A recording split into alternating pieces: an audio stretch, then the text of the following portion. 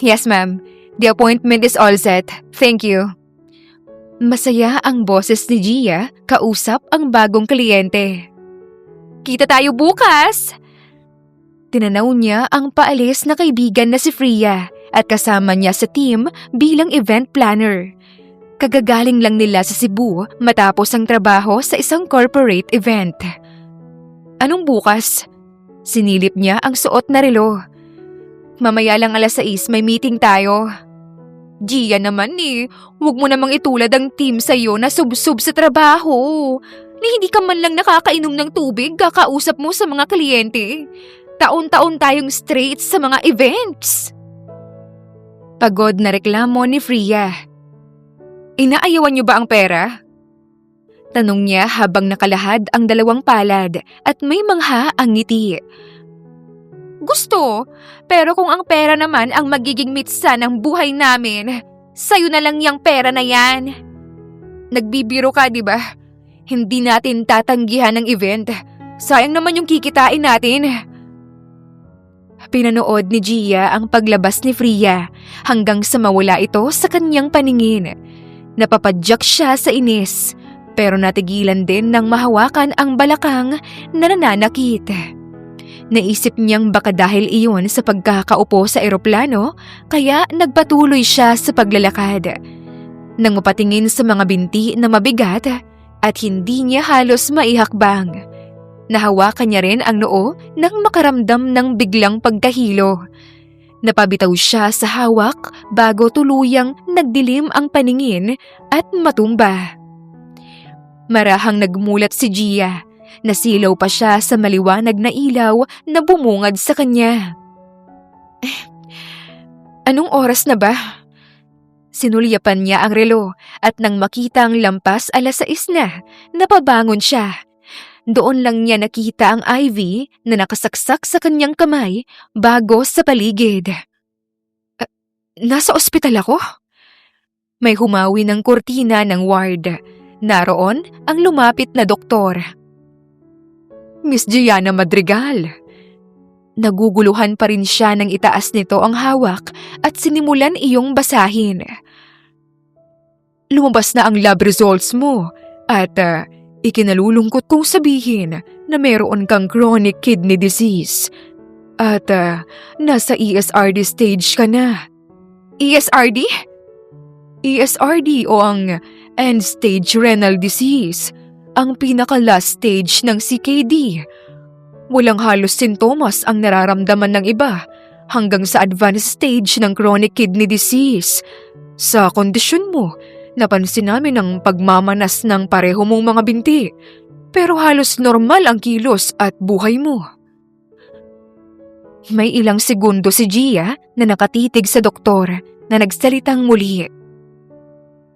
Miss Madrigal? Kumurap ang mga mata niya at wala pa rin sa sariling nagtanong. Anong mangyayari sa akin, Dok? Dahil limited na lang ang kidney function mo, kailangan nating gawin ang preemptive kidney transplant. Kidney transplant? Yes, kailangan nating makahanap ng donor para sa'yo. Sa ngayon, ililipat ka na ng kwarto for admission. Mabilis na pinunasan ni Gia ang mga luha nang umalis ang doktor. Hindi niya mapaniwalaan ang narinig. Masyadong mabilis ang pangyayari. May sakit ako? Paanong nagkasakit? Paanong... Natigilan siya nang maalala ang pagiging abala at stress sa trabaho. At kung paanong mahusto sa mga pagkain na halos paulit-ulit at walang sustansya. Mas dumami ang mga luhan niyang bumalik sa kinahihigaan. Sapu-sapu niya ang noo ng pumikit at tumulo ang luha. Natigilan din si Gia nang marinig ang nagtatalo sa kabilang ward. Inis niyang pinunasan ang pisngi. Meron pa bang mas malaki ang problema kaysa sa akin ngayon? Hirap siyang bumangon, bumaba sa kama, naglakad ng maingat at napahinto sa tapat ng kurtina. Anak naman, alam mo naman na may sakit ka. Bakit mo hindi man lang sinabi? Isang kasyual na buntong hininga ang ginawa ni Bennett habang naririnig ang ina na mangiyak-ngiyak. Hindi basta-basta ang cancer. Hodgkin lymphoma ang sakit mo, anak. Kung hindi ka pa sinugod sa ospital, hindi ko malalaman na malubha ang lagay mo. Sinulyapan ni Bennett ang ina. Ilang buwan na niyang nalaman ang tungkol sa kanyang sakit at tanggap niya na ito na hindi niya sinabi sa kung sino sa pamilya na abala palagi sa trabaho sa kumpanya. Bakit ba pinabayaan mo ang sarili mo? Isa kang CEO, Bennett. Pero narito ka. Mom, please. Salubungin na lang ninyo si Attorney Tristan. Pagtuko niya sa kaibigan na abogado. At anong gagawin naman dito ni Attorney Tristan? Iko-confirm ko lang ang last will and testament ko. Ano ba yung sinasabi mong bata ka? Kailangan ko rin ng final consent nyo. Para saan? I want to donate all of my organs at the time of my death. Natakpan na lang ng ina ang bibig ng tuluyang napaiyak. Hodgkin lymphoma mainly affects the immune system. So, my heart, brain, kidneys, and other organs may still be healthy for donation. Anak! Mommy, ito na lang ang magagawa ko. Umiiyak na umalis si Eileen hanggang sa mapatingin si Bennett sa mga paa na nasa ibaba ng kortina. Napaatras si Gia nang biglang may humawi ng kortina. Nagtama ang mga mata nila ng lalaki na katulad niya, may suot na swero at nakasuot ng hospital gown. Kumusta? Alangan siyang ngumiti nang itinaas ang kamay. Napapikit siya ng padabog na sinarado nito ang kurtina. Nang maalala ang kakasabi lang nito na pagdodonate ng mga organs, ay mabilis na nagmulat si Gia. Napalinga si Bennett na nakabalik na sa kama nang buksan muli ng babae ang kurtina. Tuwang-tuwa ito nang umupo sa kanyang kama. Ako nga pala si Gia. Ikaw si Bennett, di ba? Seryosong pinagmasdan si Gia ng kaharap. Ni hindi pinagkaabalahan tingnan ang kamay niyang inilahad. Napatingin ito sa IV stand na hinila niya. Kunwari siyang sumimangot. Ang hirap ng buhay natin. May sakit. Alice, hindi kita kilala. I don't talk to strangers. Napipilitang tumayo si Gia nang basta na lang nitong hilahin ang kumot na kinauupuan niya.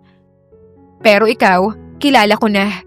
Ikaw si Bennett, isang CEO. At huwag kang suplado, bahala ka. Lalong lalala ang sakit mo. Nilinga siya nito na nanatiling seryoso. Bakit hindi mo pakialaman ang chronic kidney disease mo? Lumaki ang mga mata ni Gia. Si Bennett naman ay inayos ang kumot bago siya kasyual na sinulyapan. Nakikinig ka sa amin ni Doc? Nakikinig ka rin naman sa amin kanina, kaya ka nandito. Quits lang tayo. Akma itong hihiga nang hawakan niya sa braso. Nakakunot noo itong tumingala. Akin na lang yung kidney mo. Lakas loob niyang bulalas. Napaatras siya nang inis na inigkas ni Bennett ang braso at marahang bumangon paupo. What? Akin na lang yung kidney mo. Kailangan ko yun para sa kidney transplant ko. Natawa ng hilaw ang binata pagkatapos sumeryoso rin nang salubungin ang nakikiusap na mga mata ni Gia. Hindi parang isang candy lang ang kidney ko. Para basta mong hingin. Pero sabi mo, ibibigay mo rin naman ang mga organs mo sa oras na... Iminuwestra ni Gia ang daliri na inihati kunwari sa leeg. Kapag tegi ka na. And why do you think na sa'yo ko ibibigay ang kidney ko? Dahil kailangan ko. Gusto ko pang mabuhay, Bennett. Hindi ko yun bastang ibibigay sa kahit na sino na hindi ko naman kilala. Malay ko ba na abusuhin mo ang kidney ko? Napatingin ang CEO nang basta na lang umupong muli ang dalaga sa kanyang kama. determinado siya nitong mapapayag. Promise, aalagaan ko ang kidney mo. Kapag naroon ka na sa langit, araw-araw kong dadalawin ang katawan mo dito sa lupa. Aalayan ng kandila at bulaklak. Sandali, ano bang paborito mong pagkain na ilalagay ko sa puntod mo? Napangisi si Bennett, kasywal na binitawan iyon ng kaharap. Buhay na buhay pa ako. Huwag kang masyadong excited at baka mauna ka pa sa akin. Di pa ako mamamatay. Itaga mo yan sa bato. Napangiti si Bennett at komportableng sumandal. Sige nga, ano namang makukuha ko sa'yo kapag ako ang naging donor mo? Ano bang gusto mo? Sinipat siya ng tingin ni Bennett. Alam niyang iisipin nito na desperada na siya. Ngayong nanganganib na ang kalusugan niya, nakahanda siyang itaya ang lahat para sa bagong buhay. Nagsalubong ang mga mata nila ni Bennett. Matamis siyang ngumiti, umaasang mapapa-oo ito. You're not that beautiful. And your body ay hindi rin naman attractive either. Umasim naman ang mukha ni Gia. Nagpatuloy ang CEO sa pagsasalita. Anong maibibigay mong kapalit? Muling napangiti si Gia nang may maisip. Pera! Tama! Bibigyan kita ng pera. Nakalimutan mo na ba? Isa akong CEO. Obviously, mas marami akong pera sa'yo. Napapikit si Gia. Muling pinagana ang isip. Hinila muli ni Bennett ang kumot nang bawiin niya. Hinila niya yon palapit, dahilan para magkalapit ang mukha nila nito. Kapag binigay mo sa akin ang kidney mo, aalagaan kita habang pareho tayong nasa ospital. Kumisap ang mga mata ni Bennett. Ngumiti si Gia sa kanya, dahilan para tila magdikit ang mga mata niya rito. Ano? Deal? Hindi naaalis ang tingin ng CEO sa magagandang mga mata ng dalaga. May puwersang hinila ni Bennett ang kumot, dahilan para mapilitan itong tumayo. Deal. Pero kailangan mag-match ang kidney natin. Lumaki ang mga mata ni Gia sa narinig. Ibibigay ko ang kidney ko sa'yo, kapalit ng pag-aalaga mo. Nagbalding si Bennett ng tingin sa kawalan. Naalala niya ang ina na hindi kakayanin na makita siyang unti-unting gupuin ng sakit. Napahawak na lang siya sa tenga nang malakas na sumigaw si Gia na tumatalon pa. Sa naging reaksyon ay tila walang iniindang sakit at daig pa ang nanalo sa loto. Salamat, Bennett! Ang bait mo! Sana kunin ka na agad ni Lord! Bago pa siya makasagot, niyakap siya ni Gia. Inalog-alog siya habang mahigpit ang pagkakayapos. Aalagaan kita hanggang sa dulo. Pangako yan. Itinulak ni Bennett si Gia palayo.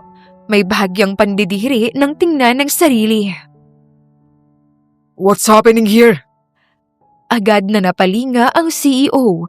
Naroon ang abogadong kaibigan, kasunod ang ina. May pagtatakang napatingin ang mga ito sa dalaga na ngumiti at kumaway. Napailing na lang si Bennett bago ipinakilala rito sandali ang mga dumating na bisita. I want my last will to be final, effective, and legally binding. I hereby donate my organs, and I specifically wish for my kidney to be given for her. Nilinga si Gia ng CEO, kaya maliit niyang tinaas ang kamay nang tingnan ang ina at abogado nito. Ako po yun, Ma'am, Attorney. We need to check first if everything matches between the two of us. At kapag nag-match kami, ibibigay ko sa kanya ang kidney ko. Napaiyak na lang si Eileen. Dahil doon, nag-alangan si Gia. Si Tristan naman ay walang nagawa kundi ang tumango na lang. Nang magdilim ay nakalipat na ng kwarto si Gia. Kasalukuyan siyang nakaupo at nakatapat ang tenga sa cellphone. Huwag na kayong mag-alala. Hindi nyo kailangan lumuwas para puntahan ako. Simpleng lagnat lang to, malayo sa bituka. Kasalukuyan niyang kausap ang mga magulang na may edad na at nakatira sa probinsya. Nay, huwag na ho kayong umiyak at buhay na buhay pa ako. Pilit niyang pinapagaan ang sitwasyon nang mapatingin sa pinto nang may kumatok. Sige na ho, Nay. Tatawagan ko na lang po ulit kayo. Nang ibaba ang tawag, bumaba na si Gia sa kama. Sandali pa niyang nahawakan ang tagiliran nang kumirot iyon. Mahigpit siyang napahawak sa IV stand nang maglakad. Miss Madrigal, Naroon ang abogado ni Bennett sa binuksan niyang pinto. pinapatawag ka ng CEO. Pagbibigay alam nito. Diretso sila sa VIP floor. Isang pribadong kwarto ang kanilang tinungo. Nang buksan ang pinto, naroon si Bennett sa hindi kalayuan, nagbabasa ng kung ano. Nang lingunin ni Gia ang abogado, nagpaalam na ito. Pinapatawag mo raw ako? Aniya nang makalapit. Kasyual nitong binato ang isang papel. Ano to? Basahin mo. Walang ideyang binuksan iyon ni Gia at kumislap ang mga mata niya nang makita ang naroon. Match tayo! Hindi siya tinatapunan ng tingin ng seryoso pa rin na si Bennett. Basta na lang niyang inihagis ang hawak. Niyakap niya ito ng mahigpit matapos sumampa sa hospital bed ng CEO. Salamat, Bennett! Ano ba? Bitawan mo nga ako. Ang bigat mo. Hawak ni Bennett si Gia sa bewang para ilayo sa kanya. Natigilan naman si Bennett nang humarap si Gia. Naroon sa mga mata nito ang nangingilid na mga luha. Pangako, tutupad ako sa kasunduan natin. Naghinang ang mga mata ng dalawa hanggang sa buksan ni Eileen ang pinto. Nasapo nito ang bibig ng madatnan ang dalawa sa kama. Anak! Ma'am, Mabilis na itinulak ni Bennett si Gia na nahulog sa ibaba. Kumain ka na kahit kaunti. Itinapat ni Gia ang kutsara sa bibig ng CEO. ayos, bakit ba ang kulit mo? Wala nga kasi akong gana. Hinawi nito ang kutsara at nagtuon sa hawak na libro. Araw ng chemotherapy mo ngayon. Alam ko. Bennett. Sinarado nito ang libro. Pagkatapos, bigla na lamang napaubo ng sunod-sunod. Nag-alala namang napatayo si Gia. Ayos ka lang ba? Kinakabahan niyang tanong nang haplusin ang likod nito. Ilang araw na rin ang lumipas at kitang-kita niya ang pagbabago sa kalagayan ng CEO. Kung ano-ano rin ang iniinda nito sa katawan. Hirap nitong hinawi ang kumot at akmang bababa. Napatingin ito sa kanya ng alalayan niya. Magbabanyo ako. Sasamahan kita. Hinawakan niya ang braso nito, iniligay sa balikat, inabot ang bewang at iginiyang tumayo. Napatitig naman si Bennett sa mukha ng dalaga, pagkatapos ay napangiti. Hindi mo naman siguro ako itutulak sa banyo, no? Para mapadali ang paghihirap ko. Mas madali kung tatakpan kita ng kumot. Natigilan si Gia sa pagsasalita at napahawak sa sariling tagiliran. Oh, bakit? Sinalubong ng may iniinda na dalaga ang mga mata ng binata na nananatiling alalay. Sumasakit ang tagiliran ko. Tuluyan silang nakapasok sa banyo. Nang bumitaw si Bennett, tumalikod na si Gia. Hawak-hawak ang tagiliran nang bumaba ang tingin sa hindi niya maramdaman na mga binti. Dahan-dahan siyang napayuko habang hawak ang mga tuhod. Madali na rin siyang mapagod. Gia? Tawag ng CEO mula sa loob. Nandito ako. Tapos ka na ba? Sa pagharap niya, naroon na si Bennett. Kabig-kabig nito ang bewang niya nang mawalan ng balanse. Siya ay nailapat ang mga kamay sa dibdib nito. Nagdugtong ang seryosong tingin nilang dalawa. At naroon pa rin sa kumikinang na mga mata ni Bennett kung saan nakikita ni Gia ang pag-asa. "Excuse me, Sir Bennett. Oras na po para sa chemotherapy nyo. At Ma'am Gia, dialysis na rin po ninyo." Doon lang sila napabitaw sa isa't isa. Unang humakbang ang CEO na pinanood na lamang niya. Pilit na tinitiis ni Gia ang sakit sa loob ng dialysis room.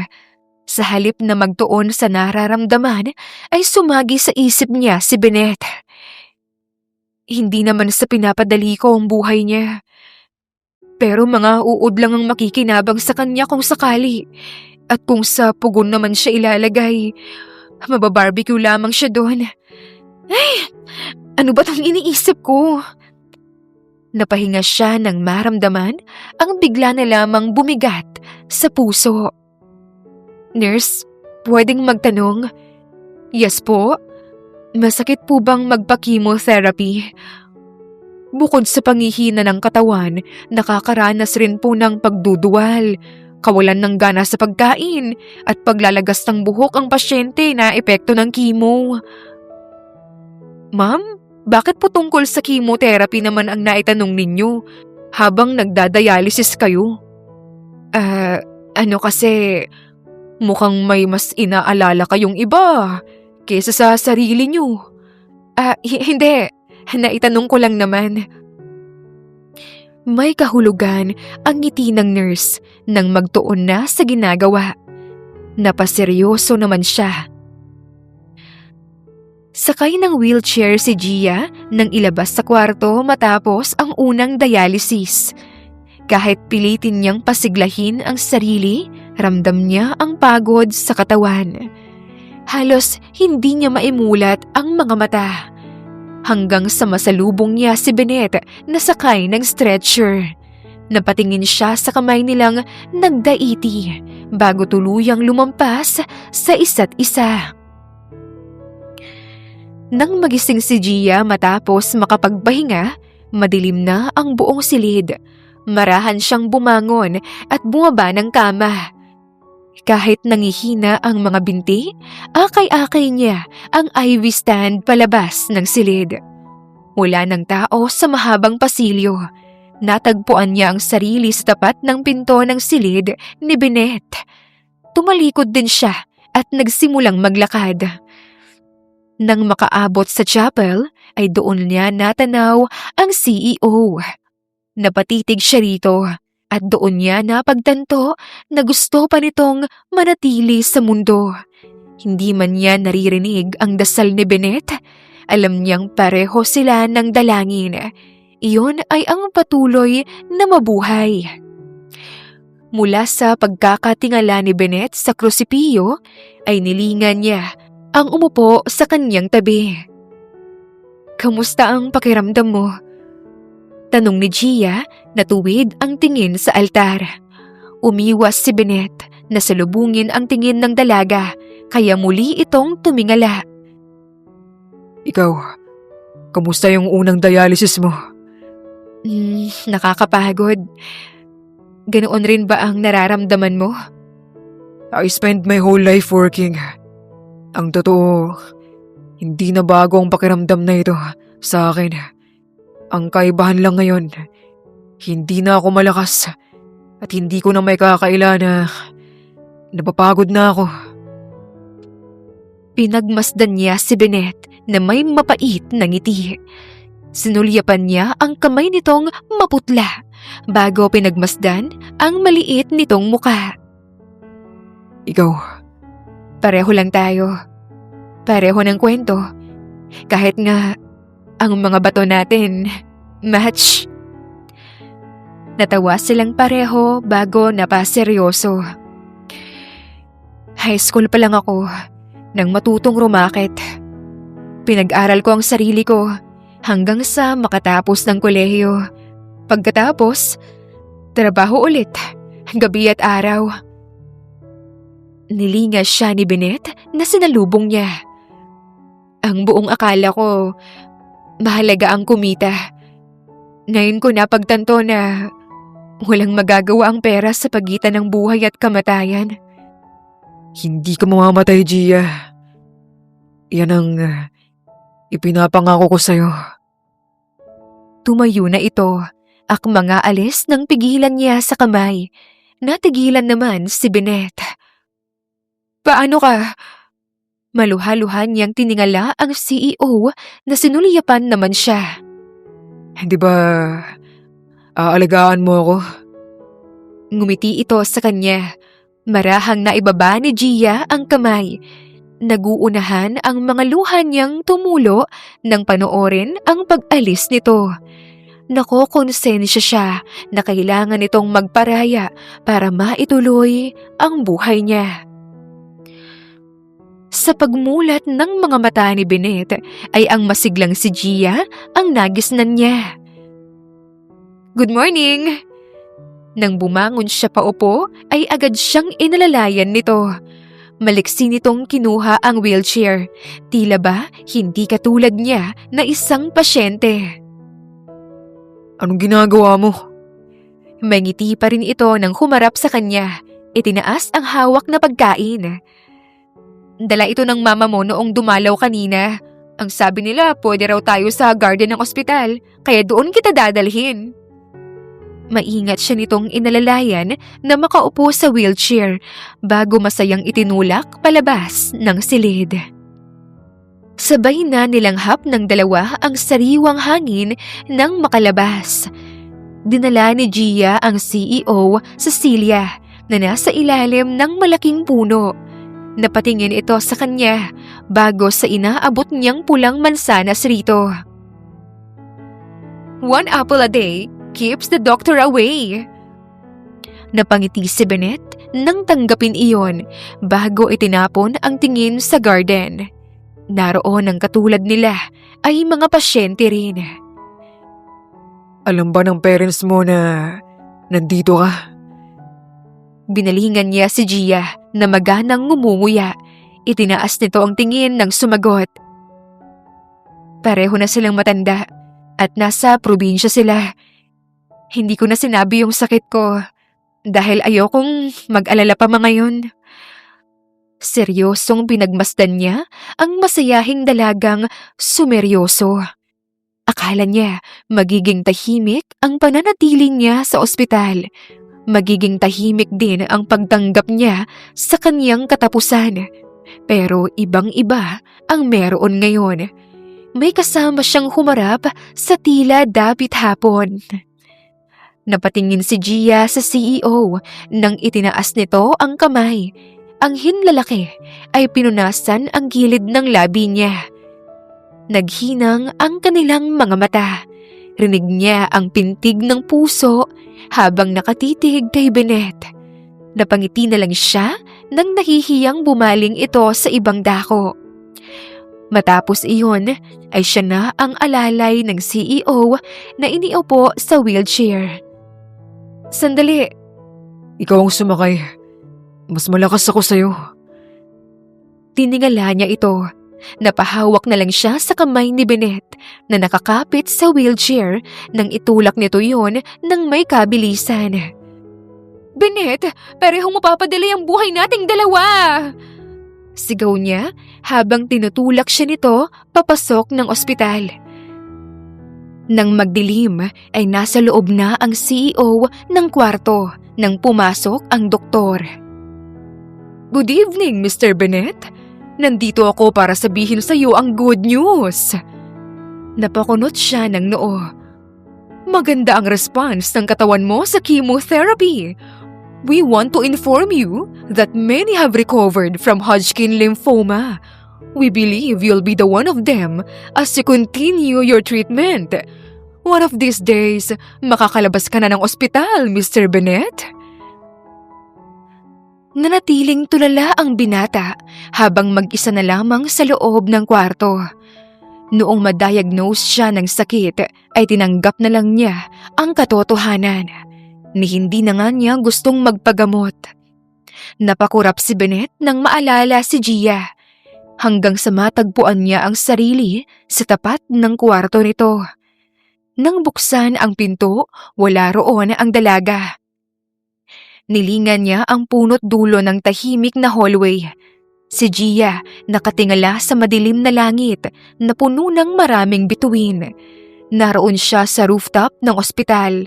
Napatingin siya nang may maglagay sa likuran niya ng suit. Nilingan niya si Bennett na tumayo sa kanyang tabi. Ngumiti siya ng maliit nang muli itong tumingala. Ilang beses mo nang nakita ang pagsikat at paglubog ng araw o ang ganitong kagandang langit. Malalim ang naging pagbuntong hininga ni Gia.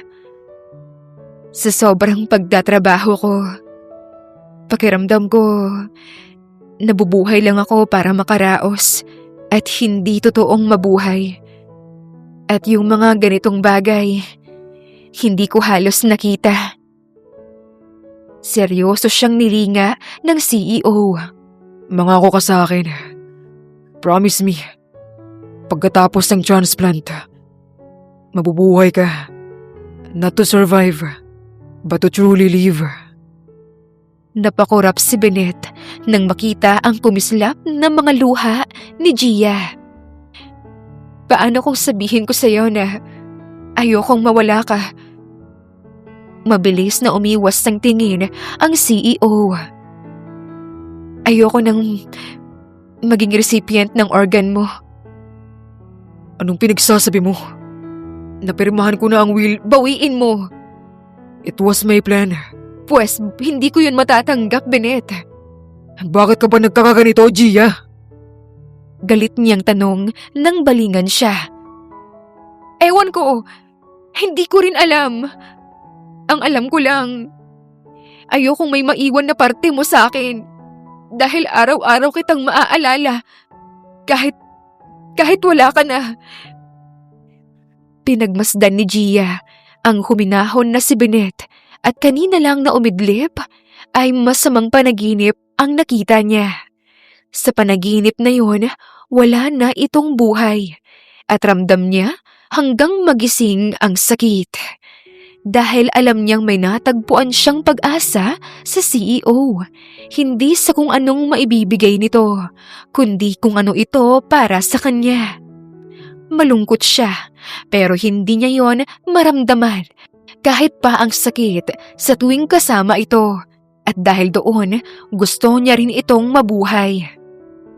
Akmang aalis si Gia nang pigilan sa braso ni Bennett. Nang humarap, mabilis nitong sinapo ang magkabila niyang pisngi at siniil siya ng halik. Marubdob iyong tinugunan niya kasama ng mga luha. Iyon ang sumagot sa tanong ng kanyang puso. Sa pagharap nila sa pagsubok, natagpuan nila sa isa't isa ang pagdamay at pag-asa. Nang lumayo, idinikit nito ang noo sa kanya. Naroon ang mga palad nito sa likod ng bewang niya. I would die for you without hesitation, Gia. Pipiliin kong mabuhay ka kapalit ng sa akin. Walang magiging saysay ang buhay ko kung di ka magagawang mailigtas. Niyakap ni Bennett ang babaeng ayaw niyang mawala sa kanya at hindi dapat maglaho sa mundo. Karapat-dapat pa itong mabuhay. Sa parte niya, magdudugtong ang kwento nilang dalawa. Hanggang sa mapayuko si Gia at mapahawak sa tagiliran, agad niya itong inalalayan. Are you okay? Impit ang pagdaing ng dalaga. Binuhat siya ng CEO. Isinandal naman niya ang ulo sa dibdib nito ng pumikit. May ilang linggong halos hindi makabangon si Gia sa kama. Hanggang sa may pumasok na 2 nurse para dalhin siya sa dialysis room. Na-discharge na pala yung patient na CEO sa room 143. Kumurap ang mata niya sa narinig. Oo, noong 1 linggo pa siya inilipat ng ospital Ang alam ko maayos na yung kalagayan ni Mr. Bennett. Ang sabi rin ni Doc, ilang chemotherapy pa ay tuluyan na siyang gagaling. Maliit ang naging ngiti ni Gia nang tuluyang pumatak ang mga luha. Ngayon, alam niya na kung bakit hindi na nakakabisita si Bennett. Nakaalis na ito ng ospital at bumubuti na ang kalagayan at masaya siya na magiging maayos na ito. Hanggang sa mapahawak siya sa tagiliran. Ramdam niya ang doble-dobling sakit na lihim niyang tinitiis at tinanggap. I am sorry to tell you, Miss Madrigal, but dialysis is no longer working for your kidneys. We have to find another kidney for you as soon as possible for a preemptive kidney transplant. Ilang linggo na ang nakalipas nang subukan niyang magdialysis habang naghihintay ng kidney na magmamatch sa kanya. Hanggang sa tuluyang nanghina ang katawan niya. Gusto na rin niyang tanggapin ang magiging kahihinatnan. Tutal pakiramdam niya, wala na siyang buhay simula nang maiwan sa ospital mag-isa. Miss Madrigal?